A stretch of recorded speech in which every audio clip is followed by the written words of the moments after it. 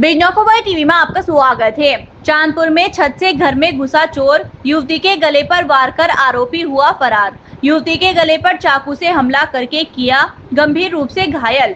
चांदपुर कस्बे के मोहल्ला शाहचंदन में बीती रात्रि चोरी के इरादे से घर में घुसा चोर युवती के गले पर वार कर फरार हो गया। घटना रात करीब 3 बजे की है।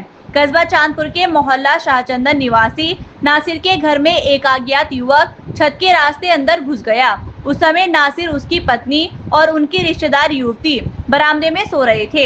युवक जब छत से नीचे उतर रहा था तभी नासिर की साडू की बेटी मुस्कान पानी पीने उठी।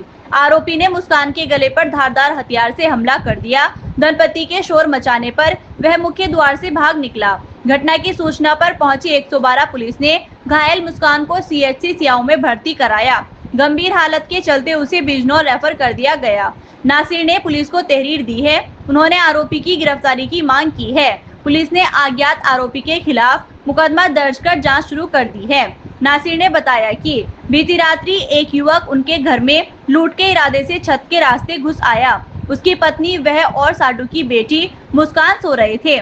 मुस्कान पानी पीने उठी थी। उसे देखकर उसकी चीख निकल गई। युवक उसकी चोटी पकड़कर गले पर वार कर घर का मेन गेट का दरवाजा खोलकर मौके से फरार हो गया। सुबह पुलिस ने सीसीटीवी कैमरे खंगाले तो एक युवक भागता दिखाई दिया, जिसकी पहचान मोहल्ले के ही युवक के रूप में हुई है। वह कश्मीर में रहता है। पुलिस ने मुकदमा दर्ज कर लिया है। हमारे संवाददाता शादाब अली की खास रिपोर्ट। क्या नाम है तुम्हारा? मुस्कान। मुस्कान, ये चोट कैसे लगी, क्या हुआ मामला रात? ये रात ये हुआ था कि मैं सो रही थी। मैं उठी पानी पीने के लिए। मुझे तो पता नहीं था पीछे कौन है, ना मैंने पीछे देखा। मैंने जैसे फ्रिज पे हाथ रखा तो किसी ने मेरी चुटिया पकड़ी पीछे से और मुझे पीछे को खींचा। तो फिर मेरी गर्दन पे छुरी मार दी उसने। फिर जब मैं चिल्लाई तो उसने मुझे धक्का दे दिया खाल लगे ऊपर। फिर खाला उठी तो फिर खालू उठे तो फिर सब एक साथ उठे तो फिर सबकी चीख निकली। तो इतने में वो भाग गया, निकल गया गेट से। फिर गेट के पास उसको पकड़ने की कोशिश भी करी, इतने में वो निकल गया। फिर कहाँ ले गए आपको? फिर मुझे अस्पताल ले गए? अस्पताल लेके गए थे।